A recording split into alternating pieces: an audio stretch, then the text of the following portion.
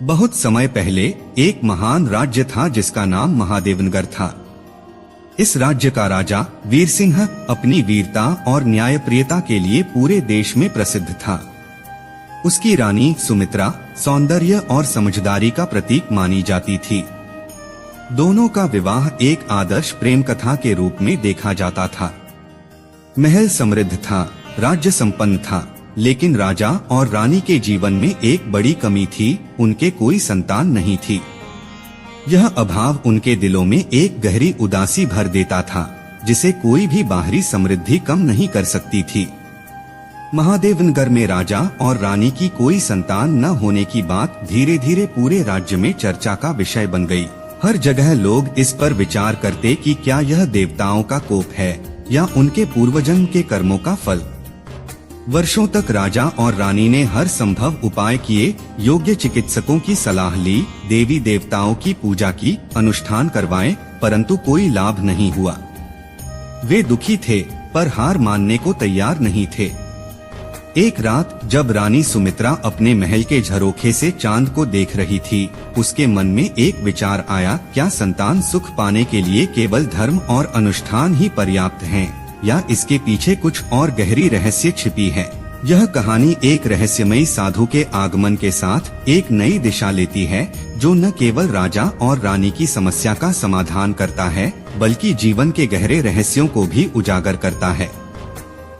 एक दिन जब राजा वीर सिंह और रानी सुमित्रा राज्य के मंदिर में भगवान से प्रार्थना कर रहे थे, तभी एक अज्ञात साधु मंदिर में प्रवेश करता है। उसकी उपस्थिति अलौकिक लग रही थी।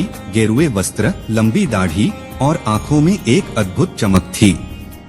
साधु ने राजा और रानी की ओर देखते हुए कहा, राजन, मैं जानता हूँ कि तुम किस चिंता में डूबे हो, परंतु याद रखो, यह केवल तुम्हारी इस जन्म की समस्या नहीं है। यह पूर्वजन्म के कर्मों का परिणाम है।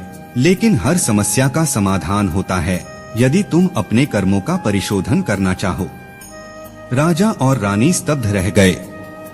यह कैसे संभव था कि यह साधु उनकी निजी चिंता को जानता हो?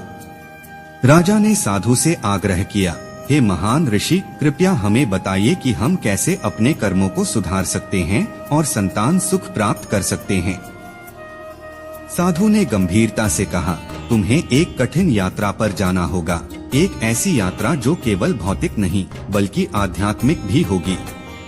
इस यात्रा के दौरान तुम्हें अपने अहंकार, सुख सुविधाओं और शक्ति से दूर होकर एक साधारण जीवन जीना होगा।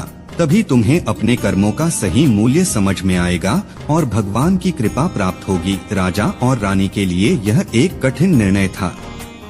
वे राज्य और अपनी सारी सुख सुविधाओं को छोड़कर एक अज्ञात यात्रा पर कैसे निकल सकते थे, परंतु उनकी संतानों की चाह इतनी प्रबल थी कि वे साधु की सलाह को अनदेखा नहीं कर सकते थे। अगले ही दिन वे साधु के निर्देशानुसार अपनी यात्रा पर निकल पड़े।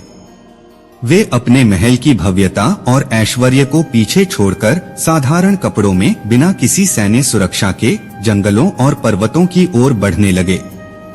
यह यात्रा केवल भौतिक दूरी तय करने की नहीं थी, यह उनके अहंकार, स्वार्थ और सांसारिक मोह को त्यागने की यात्रा थी।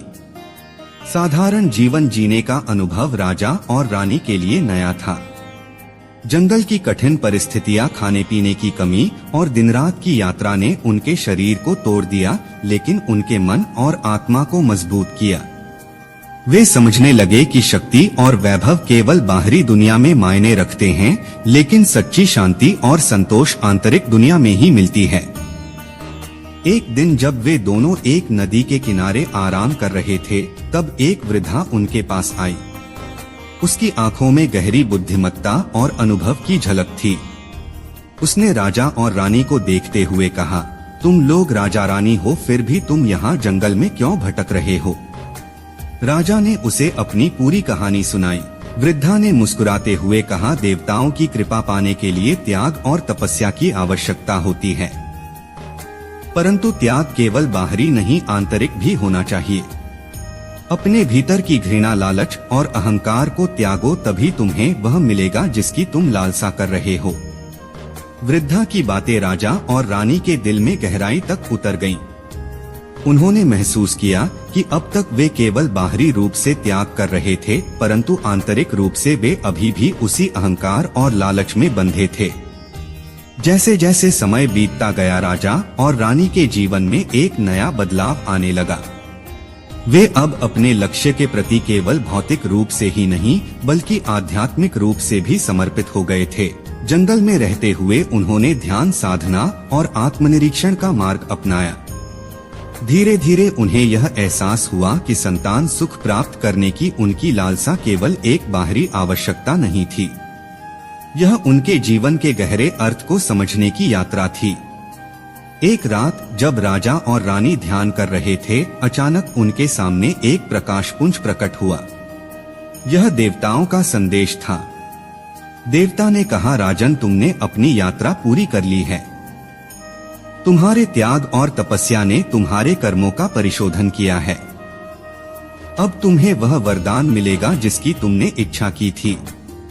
उस रात राजा और रानी को देवता का आशीर्वाद मिला और कुछ महीनों बाद रानी ने एक सुंदर बालक को जन्म दिया।